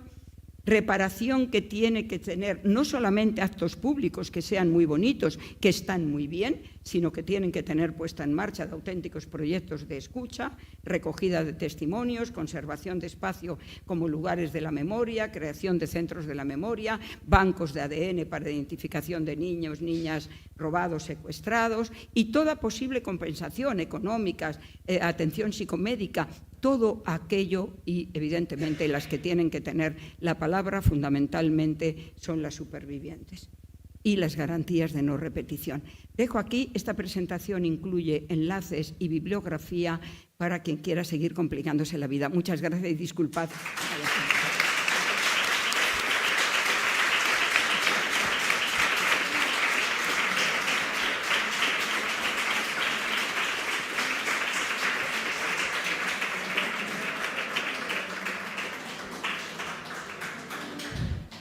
Muchísimas gracias, Pilar, y perdona por ser la mala de la película, no te tocaba, pero es que nos quedamos sin espacio de nos quedamos sin espacio de debate, que es también muy importante. Yo creo que hemos tenido unas ponentes, una mesa de lujo, y así que aprovechar porque ahora tenemos media horita, nos queda para debate. Buenas. Bueno, yo agradecidísima a la mesa que habéis presentado. Me parece un lujo que hayáis estado aquí y hayamos podido beneficiaros de todo lo que habéis trabajado, que es un curro de impresión. Y yo, en esta altura, es denunciar lo que estáis avanzando, a pesar de que hemos tenido unos años que han intentado, primero, en las cunetas, olvidar y no recordar. Y aquí tenéis un trabajo que ole y ole para que hagáis lo que hagáis, aquí está el recuerdo. Y en los últimos 3 años es impresionante, yo felicito. Y me satisface ver cómo esto va avanzando. Y os doy las gracias a unos niveles impresionantes. Y creo que esto se tiene que publicar y extender. Y a pesar de que los fascistas, los que tienen, los golpistas, están como desesperados por acallar la historia. Y hoy, siempre decimos lo mismo, ¿casualmente he visto la televisión? Pues sí, casualmente he visto la televisión y he visto como la Esperanza Aguirre ha dicho que la época de Franco en la primera parte pues no era un poquito mala, pero al final era mejor que la época de la Segunda República. Y a mí se me ha caído lo que estaba comiendo se están dando una prisa y están desesperados porque hay gente como vosotras que estáis desmontando ese mito. Y dicho esto, hay una pregunta. Estos libros que son más de alcance, porque aquí hay que meter y coger enlaces, y hay mujeres o hombres que no están a nivel. ¿Hay posibilidad de llevar estos libros a las bibliotecas públicas? ¿Se está haciendo? Sí. Vale, nada más. El mío, que no está en tiendas porque me lo tuve que hacer de autoedición, he ido regalando, ya no tengo ejemplares, si no yo os hubiera traído uno, porque cada vez que he ido hablando a una asociación, a un sindicato o a una biblioteca, lo he ido llevando, bueno, por ejemplo. Y por último, lo estáis haciendo muy bien y estáis demostrando de rigor científico y argumentación, que es lo que es más básico. Gracias. Bueno, enhorabuena, muchas gracias por vuestro trabajo. Quiero decir que, de verdad, la Iglesia es horrorosa. O sea, la gente que no lo entienda, yo lo tengo muy claro desde que era pequeñita, que no me acerco a ninguna iglesia, vamos. Pero qué malos, eso que están cerca de Dios y todo eso, qué gente más mala. Y otra cosa, los gobiernos, que han pasado muchos gobiernos, yo de momento prefiero a todo lo que ha habido y los que quieren venir. Pero le falta valentía a que ha tenido posibilidad de ser mucho más valiente. Con lo de los niños robados, que aquí están unas peleonas, llevan 4 o 5 años metidos en un cajón la ley. Hace falta gobiernos más valientes, por favor. ¿Vale? Y nada, contigo me he quedado, digo, mira, pero qué guapa se ha quedado después de ese sufrimiento que ha tenido, ¿eh? Ahora va, muchas gracias. Ahora va una pregunta.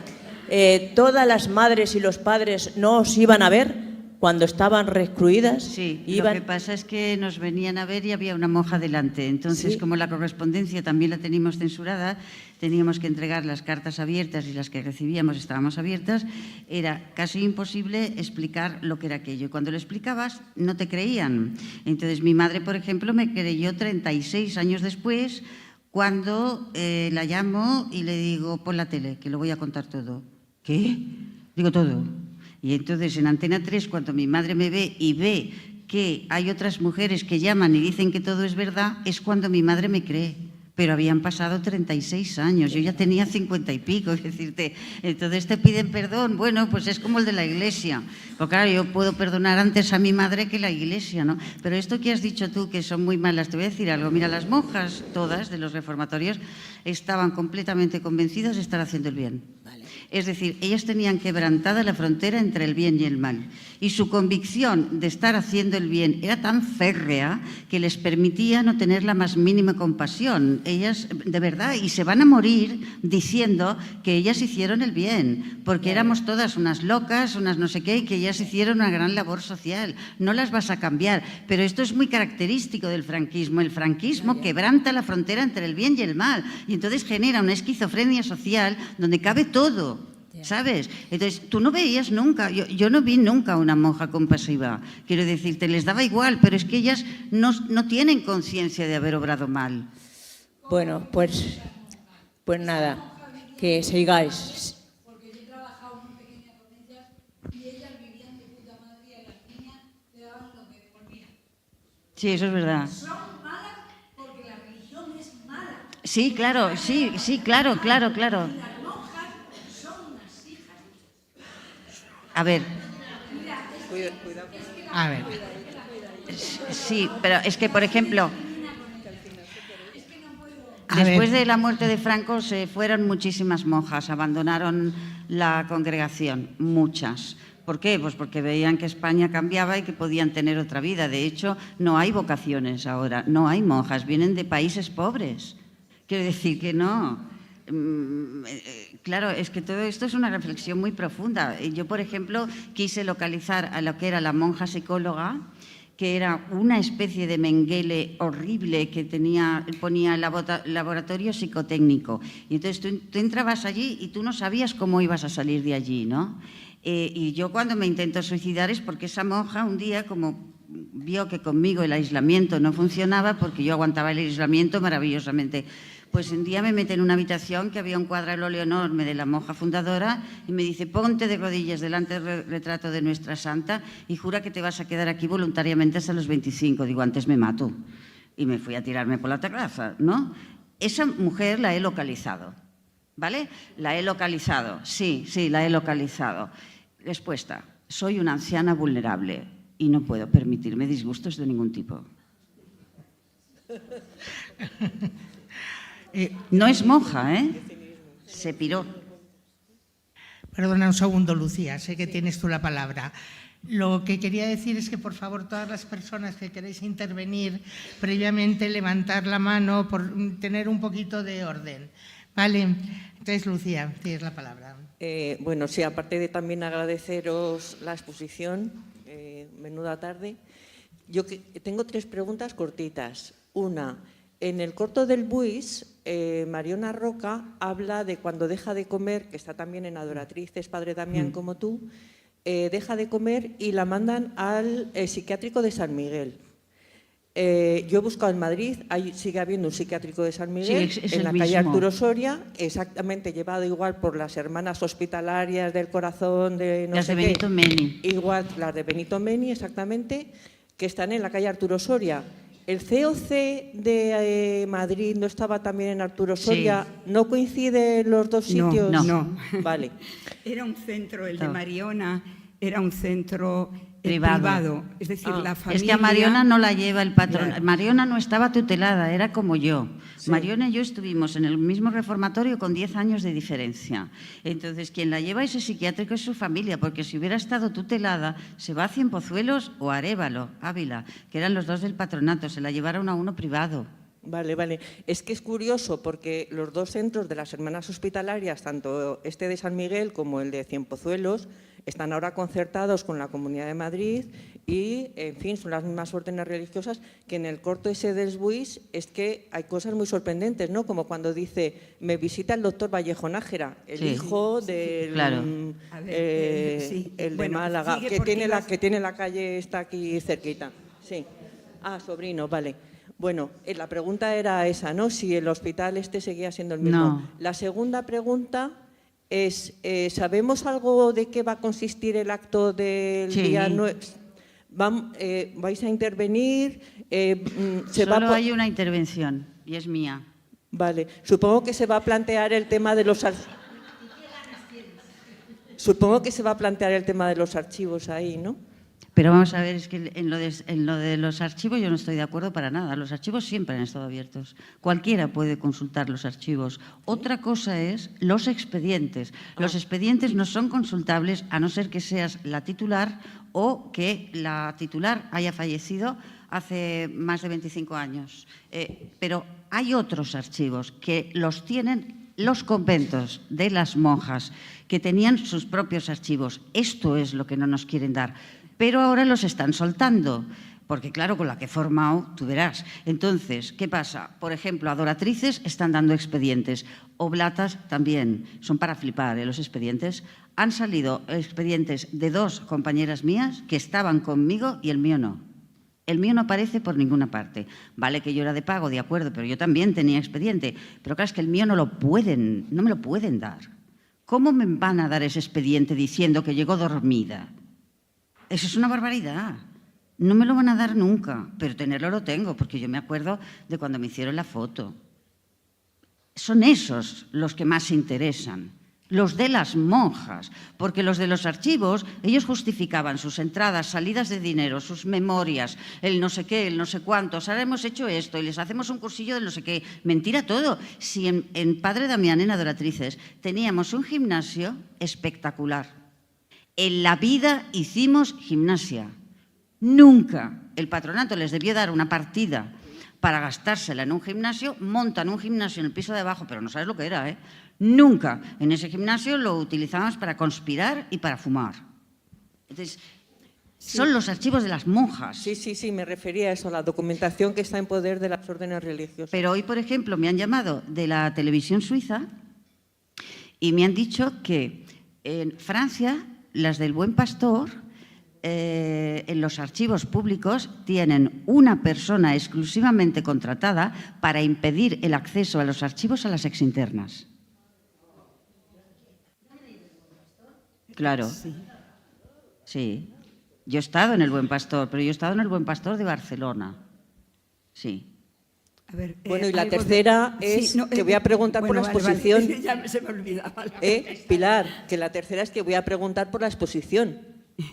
Vale, me vuelvo a lo primero. Sí, efectivamente, Mariona, en su internamiento en un psiquiátrico es una clínica privada que la lleva la familia. Pero el tratamiento que recibe son precisamente los choques insulínicos, que lo comenta ella. Y hay una cuestión, no es extraño, es decir, esta coincidencia de que Vallejo Nájera está atendiendo esa clínica, pero es que si nos vamos también al Eduardo Vela, pasa lo mismo. Era ginecólogo del patronato, sí. Tenía su centro privado en el Paseo Sí. de La Habana, que no era precisamente para pobres, incluso rizando más el rizo, monta talleres formativos de auxiliar de clínica con internas del patronato y las lleva a hacer prácticas, es decir, trabajo gratuito en su clínica de Paseo de La Habana. Era el profesor de auxiliar de clínica en Adoratrices. Venía todas las tardes, se ponía una bacata blanca, le trataban como una eminencia y era un tipo muy altivo. Y las que estudiaban auxiliar de clínica hacían las prácticas en San Ramón y tenía la mano de obra gratis porque solo tenía 2 enfermeras diplomadas. Esos vasos Sí, comunicantes sí. existían. Es decir, esto no es extraño. Nos encontramos las mismas personas que están actuando en espacios privados y en espacios públicos. Sí que se da esa coincidencia. En el caso, sí, efectivamente, que queda recogido en el documental, Switch, y el caso de Eduardo Vela, por ejemplo, ¿no? Efectivamente. Sí, lo de la exposición... y me alegro mucho que lo preguntes porque casi siempre no hay tiempo y la gente no lo pregunta. Esto aparece exactamente igual en documentos sobre las lavanderías de la Magdalena y aquí en testimonios en España. Claro, la salida perfecta de este tipo de instituciones era el matrimonio. Bueno, en Irlanda, en ciertas órdenes religiosas, sobre todo, tenían cierta tendencia a que se quedasen de por vida, precisamente, entre otras, las del Buen Pastor, y ahora volveré a lo de Francia, del Buen Pastor de Francia. Pero el matrimonio era una vía. Luego ya lo que pasara en ese matrimonio no importaba y ya no era problema del Patronato de Protección. Incluso hay expedientes... años 60, a Costa del Sol, en que alguna mujer casada acude pidiendo apoyo al patronato por llamarse Patronato de Protección y le dicen, oiga, eso no es aquí, porque la protección es para evitar la relación sexual fuera del matrimonio, vamos, clarísimamente. Entonces, una vez casada ya se desentienden. Y la exposición era poner, normalmente los domingos después de misa, en un espacio, comedor o el patio o lo que fuera, en Irlanda me imagino que sería en el interior, a las chicas pues es poner como ganado, ¿no? Para que algunos señores fueran por allí y pensaran si se buscaban una esposa sumisa. Y Eso se esto hacía las en monjas lo Peñagrande. afectaban. Y las monjas adoratrices una vez nos dicen que tienen una lista de españoles residentes en Australia que están buscando esposa y si nos queremos cartear con ellos. Yo me quedé flipando y le digo, ¿qué dice? Bueno, pues se casó una. Sí, organizaron un matrimonio, se estuvieron carteando un año y se fue a Australia. Bueno, mejor que en adoratrices estaría, digo yo. Mira, un caso de los más terribles que he visto en esta línea del matrimonio, muy terrible, es un expediente, años 60, no os digo exactamente cuál, no, porque no me acuerdo el año de memoria, una muchacha sordomuda que es violada por un vecino, también sordomudo, así lo recoge el expediente, porque los expedientes dicen más de lo que querían decir. Sí. Y entonces, porque como no le daban importancia, pues lo decían. Esta muchacha se queda embarazada, es llevada a Peñagrande, daros cuenta que esa maternidad en funcionamiento del 55 al 84, gigantesca en Madrid, venían de todos los sitios. Sí. Entonces, de Málaga no tenía una maternidad para solteras del patronato, enviaba automáticamente a Peñagrande, por supuesto acompañada por la policía o por la visitadora social de turno. A veces se daban fugas también en esos traslados. Esta chica da a luz a una criatura, no se la robaron porque estuvo con ella unos 3 meses y la criatura muere, parece que fue un proceso natural. Bueno, además aparece en el expediente como ella estaba preocupada de que no la acusaran que por ser sordomuda había tratado mal a su criatura. La parte horrible para mí, si esto de hasta ahora no era horrible, viene en que la madre envía una carta que queda recogida en el expediente con estas palabras: el sordomudo se ha quedado viudo y dice que quiere casarse con ella. Y evidentemente la chica es traída de Peñagrande, de Madrid, a Málaga y casada con este hombre. Punto final. He explicado esto varias veces, lo tengo escrito, lo voy a volver a escribir. Se me revuelve el estado. ¿Cuál fue la vida de esta mujer después? Es decir, esos casos que terminan en matrimonio es estremecedor, ¿no? Pero ya se había impuesto la política sexual. A mí me gustaría decir una cosa que no quiero que se me olvide porque además no la he dicho nunca. Se ha hablado mucho de las torturas en comisarías en Barcelona, en Vía Leyetana y tal, y se habla mucho de los hermanos Creix, pero no se habla del comisario Villa. El comisario Villa era un gitano que había renegado de su raza y se casó con una mujer de la burguesía catalana. Era cojo y se dedicaba a apalizar a todas las tuteladas del patronato. De hecho, en El Buen Pastor había como planes de cómo joderle la otra pierna, porque era cojo de una y había que dejarlo cojo de las dos. Se llamaba Villa, no he encontrado nada más que una mención de este señor. Todas hablaban del comisario Villa. Le encantaba pegar a las del patronato. Hablo de los 70, del 75-80. Ha quedado lo del Buen Pastor por ahí, de Francia. Se ha publicado hace muy pocos meses un estudio muy amplio sobre las religiosas del Buen Pastor en Francia. Las religiosas del Buen Pastor son las que han estado en Canadá, Estados Unidos, Australia, Nueva Zelanda, Países Bajos, América Latina, Irlanda, por supuesto, también, y España. Y son, por eso insistí antes, las conceptualizadoras máximas de este sistema de pedagogía correccional. Y además tienen mucho poder y creo que están como consultoras sobre temas de las mujeres en Naciones Unidas. Por tanto, por eso insisto bastantes veces sobre las religiosas del Buen Pastor. Abrieron, como han tenido muchas reclamaciones, por ejemplo, en centros que estuvieron en funcionamiento en Francia y en Países Bajos desde después de la Segunda Guerra Mundial hasta finales de los 70. Y como había muchas quejas y están saliendo también grupos, ha habido incluso reclamaciones por vía legal, etcétera, de supervivientes en Países Bajos, pues entonces han abierto a un grupo de personas para hacer una investigación. Es un estudio muy interesante, vamos, yo lo compré hace un par de meses, acaba de salir. Pero lo curioso es que después han cerrado herméticamente, es decir, y además lo pone en el mismo libro, que habían facilitado el acceso a un montón de documentación y después lo han cerrado. Sí. Claro, lo que encima ya, sí, que se lo han cerrado también a cada una de las interesadas, ¿no? Y varias internas denunciaron hace relativamente poco, pero nada, todo archivado por prescripción. Es decir, denunciar no sirve de nada, lo van a decir que ha prescrito. Sí, bueno, pues muchísimas gracias, Consuelo y Pilar, porque es tan fundamental el trabajo que estáis haciendo. A Consuelo por su valentía, porque fuiste, por ser realmente, tenerlo claro y valiente, quien empezaste un día me van a matar. a tirar del hilo de todo esto. Sé además que no solamente es tu testimonio, sino que tú has hecho un trabajo peculiar de recabar información y tienes mucha información de primera mano de muchas mujeres. Si puedes comentar luego algo de esto, pues estupendo. Y luego también que comentarais para informarnos de la red que tenéis de investigadoras, que también hay aquí otras compañeras, porque también esto da como una perspectiva de decir, bueno, hay un trabajo muy sólido y vamos a ir consiguiendo realmente la verdad y la justicia y la reparación, ¿no? Una cosa que os quería, que lo habéis señalado, o sea, en vuestras exposiciones ha quedado claro, pero una de las cosas más impresionantes es la conexión de las distintas instituciones represivas de distinto tipo, ¿no?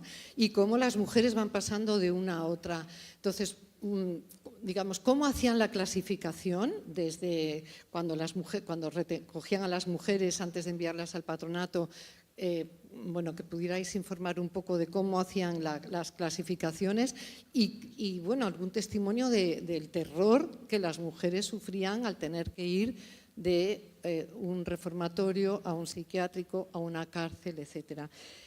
Una pregunta, Pilar, que tú antes has dicho que podrías comentar, es las cárceles específicas para las trabajadoras sexuales. Y por último, agradeceros no solamente porque con la movilización a través de todo lo que se viene haciendo desde vuestro trabajo y otras organizaciones memorialistas, pues el valor de la sociedad civil, y que habéis conseguido este acto del día 9, y es muy importante para vosotras, y es muy importante también porque sitúa abre una puerta, porque claro, las órdenes religiosas también regentaron prisiones de mujeres hasta 1976, que cerraron la Trinidad de Barcelona, ¿no? Entonces abre también la puerta a que otras víctimas de represión, en este caso las que estuvieron en cárceles de mujeres, demanden también reparación y justicia a estas órdenes religiosas. Así que enhorabuena por abrirnos el camino a todas. Mira, en cuanto a la escala que el patronato hacía de lo que eran reformatorios mejores o peores, porque estaba separado en centros de preservación y centros de reeducación, ¿no? Esa separación, era una palabra. ¿Qué pasaba? Lo que llamaban de preservación eran adoratrices fundamentalmente y allí te tenían completamente uniformada. Es decir, ibas el primer uniforme era por la mañana, luego ibas con una bata de rayas verdes, luego había otro uniforme para estar, porque es decir, tú no podías ni llevar el pelo suelto, tenías que llevar el pelo recogido, no podías llevar nada que te diferenciara. Entonces, si a ti te convierten en anónima, llega un momento que lo consiguen, cosa que esto en el Buen Pastor no se hacía. Yo cuando llegué al Buen Pastor aluciné, porque claro, yo me encuentro con chicas que llevaban media cabeza afeitada, que hoy en día es muy normal, pero en los 70 os juro que no. Luego todas tatuadas, era alucinante, ahora es muy normal, entonces os juro que no. Y entonces te venía una, yo te tatúo los sábados. O sea, a ver, si te dejan ser tú, porque no estoy defendiendo al Buen Pastor, yo solo cuento la feria según me fue. El Buen Pastor era muy heavy en el sentido de que te veías entalegada, directamente entalegada, pero te dabas cuenta de que las monjas tenían otro trato hacia ti, en el sentido de que tú llegabas ahí y tú te dabas cuenta de que nos daban a todas por imposibles. Y no es que nos dejaran hacer lo que nos daba la gana, pero sí rozaba, en el sentido, por ejemplo, el lenguaje. Yo alucinaba. O sea, a mí la primera palabra que me dirigieron en el Buen Pastor fue «olé tu coño». Esa frase en las adoratrices era literalmente impensable. Te comías aislamiento, te trasladaban a Cuenca, a Toledo, a Sebastopol, da igual. Había monjas y ninguna monja dijo nada. Yo he visto como una monja decía, yo le traigo esto si usted me da besitos en el chirri y luego se corre. Bueno, yo digo, ¿qué es esto? Y les daba igual a las monjas, es decir, no corregían absolutamente nada. Luego tenían detalles, la comida era muy buena. No era obligación ir a misa, no te obligaban a rezar. O sea, ahí me di cuenta, digo, vale, esto es un almacén de las imposibles. Pero es que yo ahí pude ser yo. en los otros no me dejaban, ¿comprendes? Entonces, esa escala, lo único que es cierto es el final, Baeza, que es la asignatura pendiente de todas. No hay nada de Baeza. Se lo ha comido la tierra. Cuando en 2012 yo termino la gira promocional del libro de las destacadas hijos de Bea, es en Baeza que se me tira un tío al cuello. Yo estaba aquí con el alcalde de Baeza y el director del diario Jaén. Y se levantó un tío, hereje, te voy a matar. Duró un minuto, claro, porque lo pararon. Pero ese tío me estuvo insultando por las redes sociales un montón de tiempo. Me quería llevar a la cárcel, me llamaba hereje, calumniadora, no sé qué. Y era un hombre mayor. Era un anciano prácticamente, pero estaba loco, ¿eh? Yo creo que me pilla a solas y me mata seguro. Lo de Baeza, se me acercó un señor diciendo, usted no sabe las cosas que yo he visto aquí. Digo, bueno, pues deme su correo electrónico. No me contestó. Nadie quiere hablar de Baeza. Baeza le llamábamos entre nosotras el penal, porque sabíamos que de ahí no se salía. Y cuando estuve, que era el centro Carmen de Burgos, lo supe. Claro, es que es una fortaleza que está en medio del campo, que aunque se escapaban, corrían campo a través, pero no había nada y las pillaba la Guardia Civil. Es decir, lo de Baeza es un misterio. No hay nada de Baeza, no hay nada de documentación. En algún sitio tiene que estar. ¿O la han hecho desaparecer de las aberraciones que se hicieron allí? Pues no lo sé. Y luego, pues las oblatas del Redentor eran las que tenían fama de ser las mayores maltratadoras físicas y adoratrices de las mayores maltratadoras psíquicas. Entonces, todo este periplo que tú podías ir de un reformatorio a otro, ahora te llevo a Ávila. Yo fui a Ávila era para morirte, era directamente Dickens. Ahí es donde me quedo con menos de 35 kilos.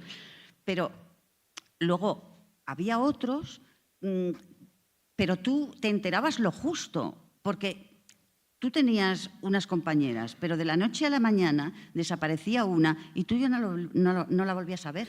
O sea, las que se fugaban nunca volvían, porque el peor ejemplo era una fuga. Cuando había una fuga, hacíamos porras.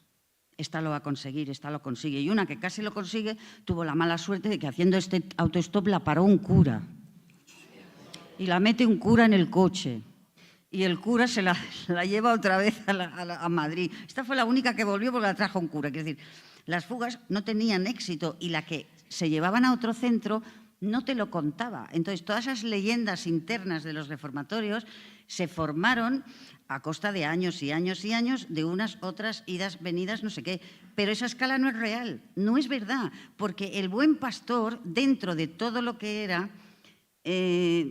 tenías ciertos derechos. Es decir, si te dejan fumar 5 al día, no te vas a esconder para fumar. Si la comida es buena, no vas a acabar comida en la despensa, ¿vale? Si no te hacen rezar, pues mejor para ti. Y luego los talleres de trabajo que se hacían, los pañuelos de San Fermines de cuello de persona y de cuello de botella, teníamos que hacer 1000 al día.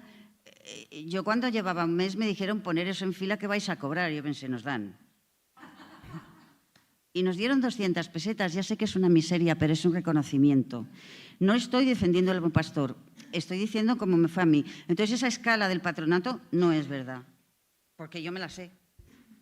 A ver, voy a intentar alguna cosa. Ya hay alguna pregunta que se ha quedado por ahí que me la vas a tener que volver a formular. En el caso de Baeza, que efectivamente tiene esa estructura de fortaleza, que hoy en día tampoco no da tanta sensación de aislamiento porque está cerca la residencia de la universidad, pero que evidentemente las paredes de atrás dan al campo, etcétera. O sea, es un lugar frío, oscuro. Bueno, en Baeza la negociación para sacar de ahí a la segunda orden que la llevaba, es decir, cuando se hace la transferencia de competencias, antes os he dicho Andalucía 1983, yo es una de las cosas que recogí en el libro porque conocía a la persona que estaba de coordinadora del Instituto Andaluz de las Mujeres en Jaén en aquel momento, cuando la directora era Carmen Olmedo, en esos años. Y entonces estuvieron de negociaciones hasta finales de los 80. Es decir, que aunque la fecha oficial es el 83, y además ella, Ana Quílez, digo su nombre porque me permitió y lo puse en el libro, me contó, bueno, de llegar allí y la primera cuestión que le dijo la superiora fue: de aquí no nos saca ni la Guardia Civil. Eso y sí. es curioso porque ese era uno de los pocos centros propiedad del patronato, es decir, no era propiedad de las monjas, por lo tanto las monjas no podían decir, vale, dejamos de ser patronato como las adoratrices de Málaga, nosotras seguimos aquí nuestra vida, aunque ya no colaboremos con la institución patronato. No, es que el centro era del patronato, había transferido las competencias, el centro pertenecía a la Junta de Andalucía. Bueno, pues aún así, esas negociaciones duraron años, hasta finales de los 80, y terminaron buscándolas otro edificio en Baeza y después en Linares o no sé qué, para lograr que salieran de ese centro. O sea, que es curioso todo ese proceso y esa resistencia, diríamos, que mantuvieron para salir. Y después hay un documento, bueno, irónico, ¿no? Esta memoria, que tú también la citas, Consuelo, una memoria de un terciario capuchino que escribió sobre las terciarias capuchinas.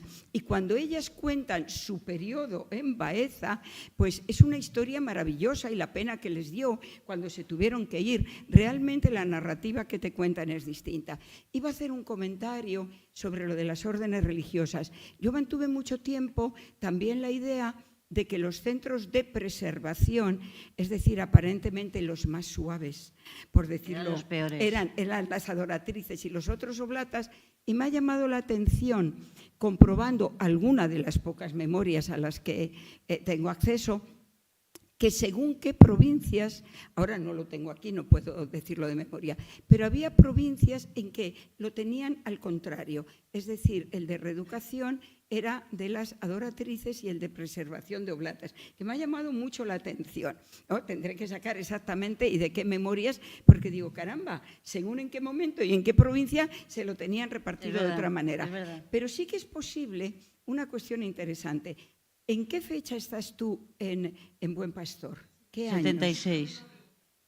76. Vale, 76. ¿Por qué digo esto? Porque el Buen Pastor venía con una tradición larga y habían tenido ya todo un proceso en Francia. Ellas son las conceptualizadoras de la división en lo que llamaban clases. Estoy hablando ya del siglo XIX. La funda Eufrasia Pelletier en 1835. Es una rama de otra orden, de las de la Caridad del Refugio de Francia. Entonces, esa división en clases que no se comunicaran entre sí, esa clasificación y tal, la tenían perfectamente conceptualizada. Pero ellas ya en el 70 y tantos aquí habían tenido toda la experiencia de Francia y de críticas en Francia, porque en Francia, por ejemplo, tenían centros, lo que llamaríamos centro de menores, también de chicas que podían haber cometido algún delito, etcétera. Tenían ahí todo un montón de mezcla. Y, o sea, el gobierno francés las estaba utilizando y tal. Y ya habían tenido que hacer toda una serie de procesos de adaptación porque iba habiendo críticas, porque mujeres que estaban empleadas, todo esto lo sé gracias a este libro, a esta investigación última, vamos, mujeres que habían estado empleadas ya como trabajadoras sociales o educadoras, laicas con ellas, iban tratando de introducir otra mirada. Entonces es muy posible que las del Buen Pastor en España ya estuvieran modernizándose, actualizándose un poco en función de la experiencia que estaban teniendo, por ejemplo, en Francia, porque la estaban teniendo y en Francia estaban perdiendo ya en los 70 ese predominio que habían tenido las décadas anteriores. Esto es una hipótesis, pero que me cuadra un poco con esta experiencia posible por este análisis. Yo creo que se había quedado otra pregunta por... las cárceles. A ver, las cárceles especiales, y vuelvo a agradecer la investigación de Laura Bolaños, porque está publicando muy reciente sobre esto. Estas cárceles se crean también por un decreto de 6 de noviembre del 41, igual que el patronato.